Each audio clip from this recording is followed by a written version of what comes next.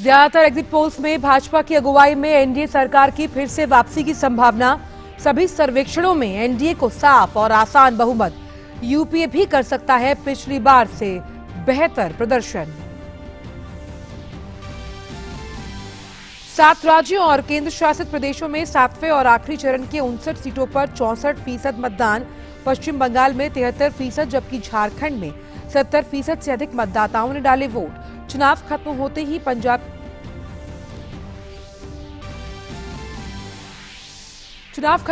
पंजाब की सत्तारूढ़ कांग्रेस में मुख्यमंत्री अमरिंदर सिंह और नवजोत सिंह सिद्धू के बीच उभरा गहरा विवाद। कैप्टन ने कहा सिद्धू की नजर उनकी कुर्सी पर। इससे पहले सिद्धू ने पत्नी को लोकसभा टिकट नहीं दिए जाने पर जताया था रोष। एग्जिट पोल को नतीजों का असर दिखा और शेयर बाजार पर साफ तौर पर सेंसेक्स ने मारी 900 अंकों का उछाल। निफ्टी ने भी लगाई 300 अंकों की छलांग। अंतर्राष्ट्रीय खबरों में अमेरिकी राष्ट्रपति डोनाल्ड ट्रंप ने ईरान को दी चेतावनी। कहा अगर ईरान ने उस पर युद्ध थोपा तो हो जाएगा उसका सफाया। सऊदी अरब के जेद्दा में हुई ओपेक देशों की उच्च स्तरीय बैठक। क्षेत्र में तनाव का माहौल पैदा करने के लिए सऊदी अरब ने की ईरान की आलोचना। नमस्कार, आप देख रहे हैं डीडी न्यूज और मैं हूं आंचल गुलाटी गुंबर। आइए अब जान लेते हैं इन सभी खबरों को विस्तार से। लोकसभा चुनाव के 7 चरणों की वोटिंग पूरी होने के साथ ही 542 सीटों पर प्रत्याशियों की किस्मत ईवीएम में कैद हो गई है। अंतिम परिणाम तो 23 मई को आएंगे, लेकिन विभिन्न एग्जिट पोल्स के अनुमान बीजेपी के नेतृत्व वाली एनडीए गठबंधन के लिए बेहतर नजर आ रहे हैं। सभी एग्जिट पोल्स में बीजेपी के नेतृत्व वाली एनडीए को बहुमत मिलता हुआ नजर आ रहा है, जबकि यूपीए और अन्य पिछड़ते हुए दिख रहे हैं। लोकसभा चुनाव के अंतिम चरण की समाप्ति के बाद समाचार चैनलों ने चुनाव परिणामों को लेकर एग्जिट पोल दिखाए, जिसमें एनडीए सरकार की फिर से वापसी की संभावना जताई गई है। रिपब्लिक चैनल ने 2 एग्जिट पोल दिखाए, जिसमें सी वोटर ने एनडीए को 287, यूपीए को 128 और अन्य को 127 सीटें दी है। वहीं जन की बात ने एनडीए को 305, यूपीए को 124 सीटें और अन्य को 113 सीटें दी है। समाचार चैनल टाइम्स नाउ ने बीएमआर के साथ किए सर्वे में एनडीए को 306, यूपीए को 132 और अन्य को 104 सीटें दी है।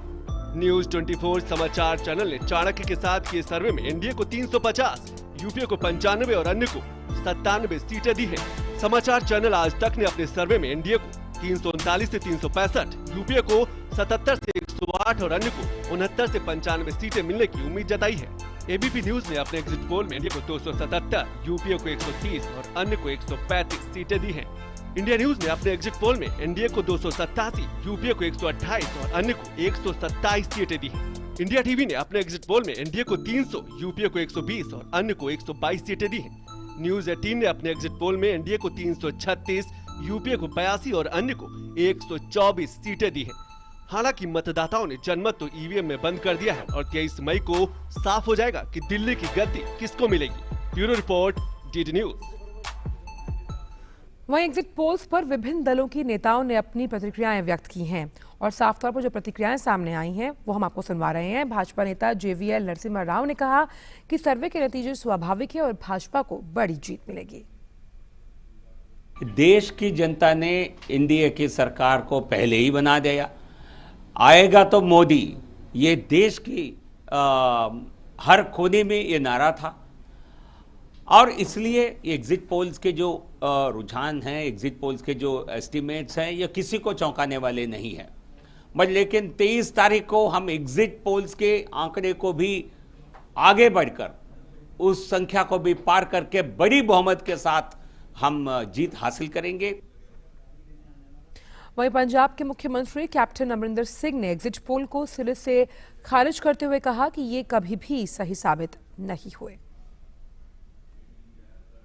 They are never correct. Any accuracy ਤਾਂ ਹੋ ਹੀ ਨਹੀਂ ਸਕਦੀ। ਐਂਡ ਇਹ ਕਹਿਣਾ ਹੁਣ ਕਿ ਅਸੀਂ ਇਹਨਾਂ ਜਿੱਤ ਰਹੇ ਹਾਂ, ਉਹ 2 ਦਿਨਾਂ 'ਚ ਪਤਾ ਲੱਗ ਜਾਊਗਾ, ਬਟ ਮੈਂ ਇਹਦੇ ਨਾਲ ਸਹਿਮਤ। वहीं आप नेता संजय सिंह ने कहा कि एग्जिट पोल के नतीजे सही साबित नहीं होंगे और परिणाम कुछ और आएंगे। एग्जिट पोल के नतीजे हमेशा एक चुनाव में नहीं, अनेक चुनाव में गड़बड़ साबित हुए हैं। 2013 के चुनाव में हमको 0 से 6 सीटें दी जा रही थी, यानी 0 भी आ सकती है और 6 भी सीट आ सकती है। हमारी 28 सीट आई। 2015 के चुनाव में उठा के देख लीजिए, दिल्ली विधानसभा के चुनाव में एग्जिट पोल के नतीजे बुरी तरीके से गलत साबित हुए। वहीं 17वीं लोकसभा चुनाव के लिए मतदान सफलतापूर्वक संपन्न हो गया। निर्वाचन उपायुक्त उमेश सिन्हा ने बताया कि महिलाओं और वरिष्ठ नागरिकों सहित बड़ी संख्या में जनता ने अपने मताधिकार का इस्तेमाल किया। 7वें और अंतिम चरण का मतदान कल हुआ, जिसमें 7 राज्यों और 1 केंद्र शासित प्रदेश की 59 सीटों के लिए वोट डाले गए। इस चरण में 64% मतदान रिकॉर्ड किया गया। चुनाव आयोग ने बताया कि 7वें चरण में बिहार में 53%, चंडीगढ़ में करीब 64%, हिमाचल में 70%, झारखंड में 71%, मध्य प्रदेश में 75%, पंजाब में 65%, उत्तर प्रदेश में 58%, पश्चिम बंगाल में 74% मतदान रिकॉर्ड किया गया। दिल्ली में चांदनी चौक निर्वाचन क्षेत्र के एक मतदान केंद्र पर भी कल दोबारा वोट डाले गए। 17वीं लोकसभा के चुनाव के लिए मतदान की प्रक्रिया पूरी हो चुकी है। लोकसभा चुनाव के लिए 7 चरणों में कुल मिलाकर लगभग 70% मतदान दर्ज हुआ। चुनाव आयोग ने कहा कि छिटपुट घटनाओं को छोड़कर मतदान शांतिपूर्ण रहा। उन्होंने कहा कि इस वर्ष के आम चुनाव 2014 के चुनाव की तुलना में ज्यादा शांतिपूर्ण रहे। मतदान पूरा होने के साथ ही लोकसभा की 542 सीटों के लिए 8049 उम्मीदवारों का राजनीतिक भविष्य सीलबंद हो गया। 2 महीने से ज्यादा चला मैराथन चुनाव संपन्न हो गया। आम चुनाव 2019 में नेताओं के वादों इरादों के बाद 7 चरण में हुए चुनाव में लोकतंत्र के असल हीरो यानी देश भर के मतदाता पास हुए। 10 मार्च को लोकसभा चुनाव 2019 का सिलसिला शुरू हुआ और 19 मई को 7वें और आखिरी चरण के मतदान की प्रक्रिया संपन्न हुई। रविवार यानी 19 मई को 7 राज्यों और 1 केंद्र शासित प्रदेश की 59 लोकसभा सीटों पर मतदान हुआ। इन 59 सीटों में बिहार की 8, हिमाचल प्रदेश की 4, मध्य प्रदेश की 8, पंजाब की 13, उत्तर प्रदेश की 13, पश्चिम बंगाल की 9, झारखंड की 3 और चंडीगढ़ की 1 सीट शामिल रही। 7th phase 2014 the figure was 64.63% in 2014 and as it has been reported already 61% is the turnout up till 5 PM. Lok Sabha चुनाव 2019 में मतदान की शुरुआत 11 अप्रैल को पहले चरण के साथ हुई। दूसरे चरण का मतदान 18 अप्रैल को, तीसरे चरण का मतदान 23 अप्रैल को, चौथे चरण का मतदान 29 अप्रैल को, 5वें चरण के लिए 6 मई को तो छठे चरण के लिए 12 मई को मतदान हुआ। Up to phase 6 we have a total turnout of 67.37%. If you compare with this 2014 turnout, which was 66.4%. 2019 के आम चुनाव में लोकतंत्र के खास पहरेदारों ने लोकतंत्र के महापर्व में पूरे जोश के साथ शिरकत की। इस बार के लोकसभा चुनाव में करीब 90 करोड़ मतदाताओं ने 8000 से ज्यादा उम्मीदवारों की किस्मत को ईवीएम में कैद कर दिया। अब सबकी नजरें 23 मई पर हैं, जब जनता के अगले 5 सालों के जनादेश का खुलासा होगा। Bureau report, DD news. और अब खबर पंजाब से, जहां के मुख्यमंत्री अमरिंदर सिंह और उनके कैबिनेट सहयोगी नवजोत सिंह सिद्धू के बीच तनातनी एक बार फिर सामने आ गई। अमरिंदर सिंह ने कल सिद्धू पर चुनाव से ठीक पहले अपनी गैर जिम्मेदाराना हरकत से कांग्रेस को नुकसान पहुंचाने का आरोप लगाया। सिंह ने कहा कि उनके पर्यटन एवं संस्कृति मंत्री से कोई व्यक्तिगत मतभेद नहीं है। उन्होंने कहा कि सिद्धू शायद महत्वाकांक्षी हैं और वह मुख्यमंत्री बनना चाहते हैं। राज्य के स्वास्थ्य मंत्री ब्रह्मा मोहिंद्रा ने सिद्धू की आलोचना करते हुए कहा कि वह और मंत्रिमंडल के अन्य सहयोगी पार्टी को और नुकसान पहुंचाने से सिद्धू को रोकने के लिए कांग्रेस हाईकमान को लिखेंगे। सिद्धू पर निशाना साधते हुए मुख्यमंत्री ने कहा कि ये उनका चुनाव नहीं बल्कि पूरी कांग्रेस का चुनाव है। जो अखबारों में मैंने देखा है कि उन्होंने नोटिस लिया है and they will probably after this election. अब Congress party does not believe in indiscipline. मैंने बहुत देखा है, मुझे 50 साल हो गए। I have seen it and they will not accept things where you can damage the party. Otherwise you are free to say what you want.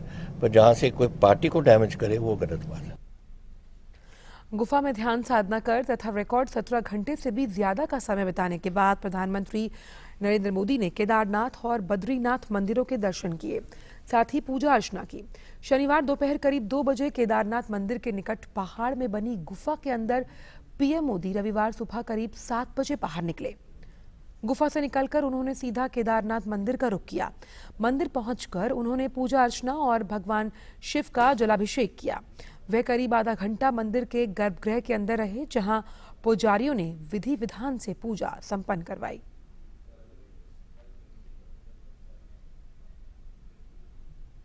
बाद में प्रधानमंत्री नरेंद्र मोदी हेलीकॉप्टर से बद्रीनाथ पहुंचे। प्रधानमंत्री ने अलकनंदा नदी पर बने पुल को पैदल पार कर सिंह द्वार से मंदिर में प्रवेश किया। प्रधानमंत्री ने मंदिर के गर्भगृह में 20 मिनट तक भगवान नारायण की विशेष पूजा की और भगवान की स्वर्ण एवं कपूर आरती में वो शामिल हुए। मंदिर समिति ने इस अवसर पर पीएम मोदी को भोजपत्र पर लिखे अभिनंदन पत्र के अलावा बद्रीनाथ के समीप माणा गांव की स्थानीय ऊन से तैयार शॉल और रिंगाल से तैयार टोकरी में भगवान बद्री विशाल के प्रसाद के रूप में चौलाई के लड्डू भी दिए। उसके बाद उन्होंने बद्रीनाथ में मौजूद श्रद्धालुओं और स्थानीय जनता का हाथ हिलाकर अभिवादन किया। बाद में वे बामनी गांव और माणा गांव वाले रास्तों पर मौजूद श्रद्धालुओं के पास पहुंचे और तीर्थयात्रियों का सकुशल समाचार भी पूछा।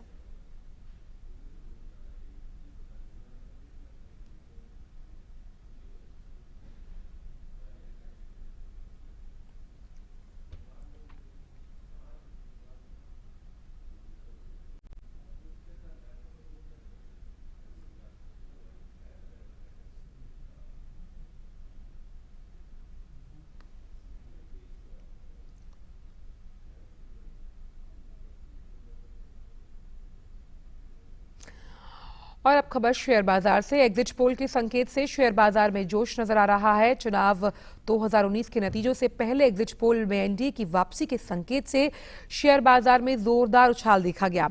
आज सुबह जब सेंसेक्स खुला तो वहां पर 888 अंकों की बढ़त देखी गई और वो 38,819 पर खुला। वहीं निफ्टी भी 284 अंकों के साथ 11,691 अंकों पर खुला। शुरुआती कारोबार में निफ्टी के 100 शेयरों वाला स्मॉल कैप इंडेक्स और मिड कैप इंडेक्स भी करीबन 2.5% के उछाल के साथ कारोबार करता हुआ नजर आ रहा है। और इसके अलावा इस हफ्ते प्रमुख कंपनियों के चौथी तिमाही के जो नतीजे हैं, अंतर्राष्ट्रीय बाजार के संकेत, डॉलर के मुकाबले रुपए की चाल, कच्चे तेल के भाव पर बाजार की नजर बनी रहेगी। निवेशकों की निगाह एफपीआईज और एफआईआईज के साथ साथ डीआईएस पर भी बनी रहेगी। और शेयर बाजार में आए इस उछाल पर बात करते हैं हमारे संवाददाता अरुण शर्मा से। अरुण, लगातार शेयर बाजार जो है वो ऊंचाई के साथ कारोबार करता हुआ नजर आ रहा है। तो तमाम सेक्टोरल, अगर हम इंडेक्सेस की बात करें तो एक दो अगर इंडेक्स छोड़ दे तो तमाम सेक्टोरल इंडेक्स जो हैं बढ़त के साथ चार्ट्स पर। बिल्कुल आंचल, यूं माने कि शेयर बाजार ने जैसे ही पूछा हाउस द जोश, एग्जिट पोल ने रिप्लाई दिया हाई सर। तो कुछ इसी तरह का सूरत हाल हमने पिछले 1.5 से 2 महीने में देखा। जिस दिन चुनावों का ऐलान हुआ था आंचल, सबसे बड़ा पॉइंट ये था कि उसी दिन के बाद से शेयर बाजार लगातार इस चीज को सेंस कर रहा था कि जो भी सरकार केंद्र में आती है वो एक स्टेबल गवर्नमेंट होगी। और इसी चुनावी मौसम के दौरान हमने देखा कि सेंसेक्स जो है 40,000 के स्तर को टच करता हुआ, यानी कि उसको नजदीक से छूता हुआ नजर आया था, एक ऑल टाइम रिकॉर्ड हाई की तरफ बढ़ता हुआ नजर आया था। 3 बड़े फैक्टर्स जिसको हमें भूलना नहीं चाहिए। सबसे बड़ा फैक्टर ये कि शेयर बाजार अभी कंफर्टेबली मान के चल रहा है, क्योंकि अगर आप तमाम एग्जिट पोल्स के एवरेज को भी ले लें, यानी कि तमाम एग्जिट पोल का एवरेज निकाल लें, तो ये मान के चलिए कि बीजेपी अगर कंफर्टेबली गवर्नमेंट बना रही है तो ये माना जा सकता है कि यही स्टॉक मार्केट एक्सपेक्ट कर रहा था कि चाहे जो भी सरकार आए वो एक स्टेबल गवर्नमेंट हो, नंबर 1। नंबर 2, शेयर बाजार ये भी चाह रहा था कि जो भी पॉलिसी स्टैंड गवर्नमेंट का वो चेंज ना हो, यानी कि पिछले 5 साल में जो भी रिफॉर्मिस्ट अप्रोच अपनाए गए, जो भी रिफॉर्मिस्ट कदम उठाए गए हैं, उसमें उस स्टैंड में कोई चेंज आता हुआ शेयर बाजार को देख नहीं रहा। माना जा रहा है कि यही जो स्टैंड अब आगे भी अगले 5 साल कंटिन्यू रह सकता है। तो ये भी एक मेजर फैक्टर रहा है कि शेयर बाजार यहां से उछाल दिखाता हुआ नजर आ रहा है।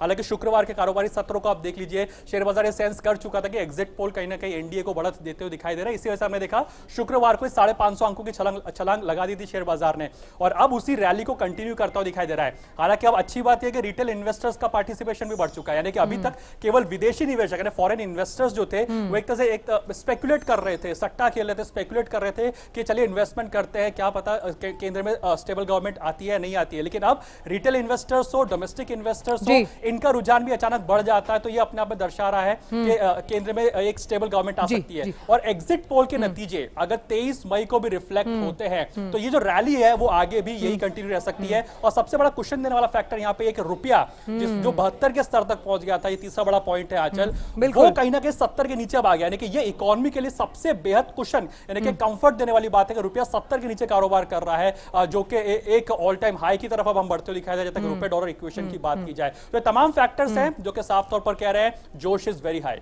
बिल्कुल, तो एग्जिट पोल के जो नतीजे हैं उस पर शेयर बाजार ने जहां अरुण मोहर लगाई है, वहीं रुपए की चाल का मैं आपसे जिक्र करने वाली थी, लेकिन साथ ही साथ अगर हम बात करें रेट सेंसिटिव सेक्टर्स की, और खासतौर पे अब आरबीआई पॉलिसी भी अनाउंस होगी जब हम जून की बात करेंगे, ऐसे में इन तमाम सेक्टर्स की जो दशा और दिशा है वो किस तरह रह सकती है 23 मई के बाद? देखिए अभी हम देखें आप रेट सेंसिटिव सेक्टर्स की बात अगर करें आरबीआई की पॉलिसी की जो जून में आने वाली है, लेकिन ये जो एक महीना काफी क्रूशियल रहेगा। ये जो अगला एक महीना यानी कि 30 मई तक का आप टाइम ले लीजिए। ये 30 महीने जो हैवी वेट सेक्टर्स है उस हैवी वेट स्टॉक्स है उनके नाम रह सकता है। रिलायंस इंडस्ट्रीज को ले लीजिए जो सेंसेक्स के अंदर लगभग 8 से 9% की वेटेज रखता है, वो 3 से 4% उछला क्योंकि इसमें एफआईएस का अच्छा खासा इन्फ्लो देखने को मिल रहा है। एचडीएफसी बैंक, एचडीएफसी जैसा काउंटर जिसका 6 से 7% का वेटेज है, आईटीसी जैसा काउंटर जिसका जो सेंसेक्स में जो वेटेज है यानी कि ये इनका भार है सेंसेक्स के इंडेक्स के ऊपर, वो 8 से 9% का रहता है। तो ये जब हैवी वेट्स जिसको हम कहते हैं शेयर बाजार के, वो अगर उछल रहे हैं तो एफआईएस की वजह से उछल रहे हैं। लेकिन अब आरबीआई पॉलिसी की अगर बात की जाए तो माना जा रहा है कि आरबीआई का स्टैंस यानी कि जो मॉनेटरी स्टैंस होता है वो फिस्कल स्टैंस, जो सरकार का फिस्कल स्टैंस होता है उसके साथ कदम-ताल करते हुए आगे चलेगा।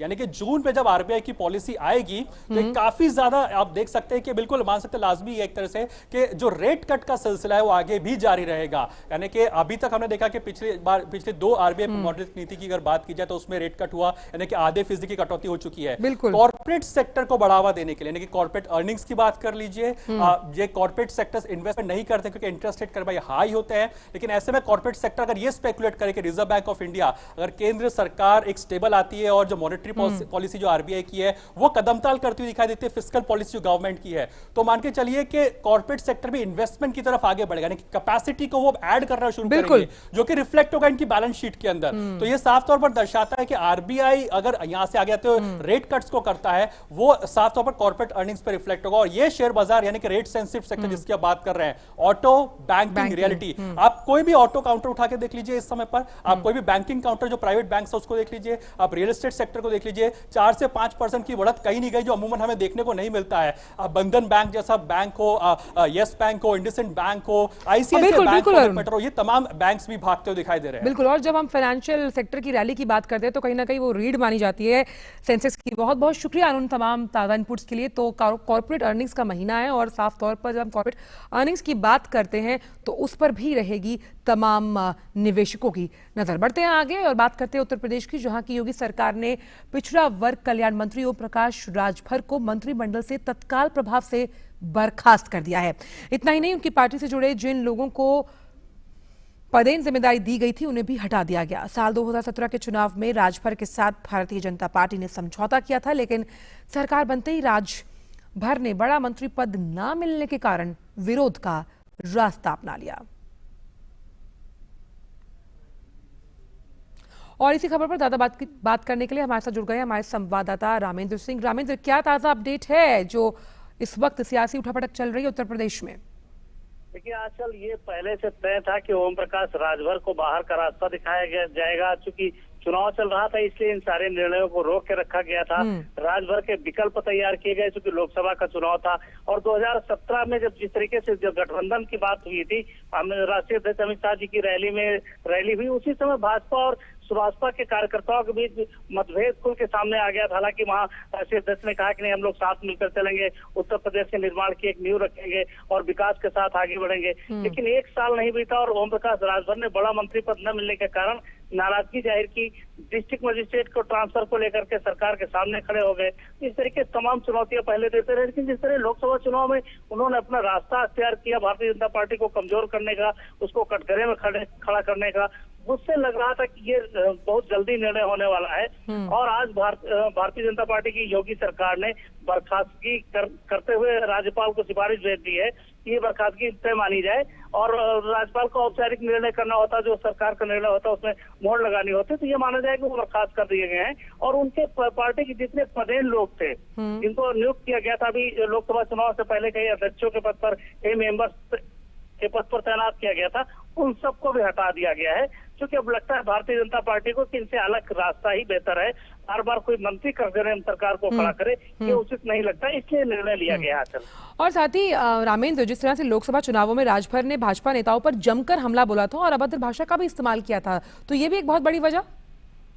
बिल्कुल एक वीडियो वायरल हो रहा था। आप सारे लोगों के जो मीडिया के लोग वो जानते हैं किस अभद्र भाषा का प्रयोग किया था। दूसरी तरीके से भारतीय जनता पार्टी को जो पिछड़ों के बहुत करीब है और पिछड़ों के साथ ही आकर के सरकार बना रही, तो पिछड़ों के विरोध में खड़े करने की, लामबंदी करने की जिस तरीके से प्रयास किया, वो नाराजगी भी एक बड़ा कारण है। और शायद अभी लगा केंद्रीय नेतृत्व को भी और प्रदेश सरकार को भी कि इनके साथ आगे नहीं चला जा सकता है, अलग अलग रास्ता तय करना होगा। चूंकि वहाँ राजभर नेताओं को लेकर के पार्टी ने अपनी मुहिम चलाई और अपने को वहाँ मजबूत किया है पूर्वांचल के क्षेत्रों में, तो शायद ओम प्रकाश राजभर की इन परिस्थितियों में चल रहे थे, जरूरत नहीं महसूस हो रही। आंचल, बहुत बहुत शुक्रिया रामेंद्र इस तमाम जानकारी के लिए। तो जो ओम प्रकाश राजभर हैं अब उन्हें बर्खास्त कर दिया गया और जो तमाम जो उनके पद थे बाकी उस पार्टी के साथ जो उनके अन्य लोग जुड़े हुए थे अब वो भी किसी पद पर नहीं है। रुक करते हैं अंतर्राष्ट्रीय खबरों का। अमेरिकी राष्ट्रपति डोनाल्ड ट्रंप ने ईरान को कड़ी चेतावनी देते हुए कहा कि अगर ईरान ने अमेरिका के साथ लड़ाई के बारे में सोचा तो अमेरिका उसे तबाह कर देगा। एक ट्वीट संदेश में ट्रंप ने कहा कि अगर ईरान लड़ाई चाहता है तो ये ईरान का अंत होगा। गौरतलब है कि अमेरिकी द्वारा खाड़ी क्षेत्र में युद्धपोतों और B-52 बम वर्षकों की तैनाती के बाद से दोनों देशों के बीच तनाव जारी है और ईरान इसे अपने लिए एक खतरा मान रहा है। वहीं इस बीच ईरान के विदेश मंत्री ने क्षेत्र में किसी भी युद्ध की संभावना को खारिज करते हुए कहा कि तेहरान से वो युद्ध नहीं चाहता, लेकिन कोई भी देश ईरान को हल्के में लेने की गलती ना करे। वहीं सऊदी अरब की प्रतिष्ठित तेल पाइपलाइनों पर हवाई हमलों को लेकर ईरान आलोचनाएं झेल रहा है। इस मामले में अब सऊदी अरब ने सख्त रुख अख्तियार कर लिया है। सऊदी अरब के विदेश मंत्री अदेल उल जुबैर ने कहा कि सऊदी अरब इस इलाके में किसी भी तरह का संघर्ष नहीं चाहता, लेकिन अगर दूसरी तरफ से उन्हें युद्ध के लिए उकसाया जाएगा तो वह भी उसका भरपूर जवाब देने के लिए तैयार है। सऊदी अरब ने पाइपलाइनों पर हमलों के लिए ईरान पर आरोप लगाए हैं और कहा कि ईरान के आदेश पर यमन में मौजूद हूती विद्रोहियों ने ये हवाई हमले किए। हाल ही में सऊदी अरब के तट पर मौजूद 2 तेल टैंकरों और 4 जहाजों को भी नुकसान पहुंचाया गया। हालांकि इन सभी मामलों में ईरान ने अपना हाथ होने से इनकार किया है। और इस बीच जिद्दा में कल ओपेक के तेल उत्पादकों और गैर उत्पादक के शीर्ष पैनल की बैठक हुई, जिसमें तेल उत्पादन के क्षेत्र में पनप रही चिंताओं पर विचार किया गया। सऊदी अरब के किंग सलमान ने खाड़ी और अरब देशों के नेताओं को न्योता भेजा कि अब 30 मई को मक्का में एक आपातकालीन बैठक के लिए वो आए ताकि इन हमलों के नतीजों पर चर्चा की जा सके। वहीं संयुक्त अरब अमीरात के विदेश मंत्रालय ने एक बयान जारी कर कहा कि अरब और खाड़ी देश में पैदा हुए ताज़ा हालात का सामना मिलकर करना होगा।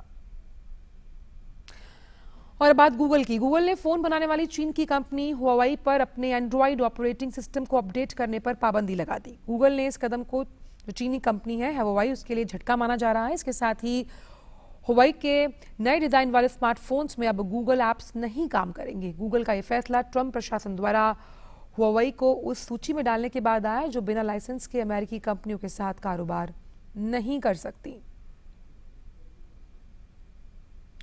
खबर ब्रिटेन से, जहां की प्रधानमंत्री थेरेसा मे ने कहा कि वो ब्रेक्जिट समझौते को संसद से पारित कराने के लिए एक नया मसौदा पेश करेंगी। ब्रेक्जिट पर ब्रिटेन की संसद में अगले महीने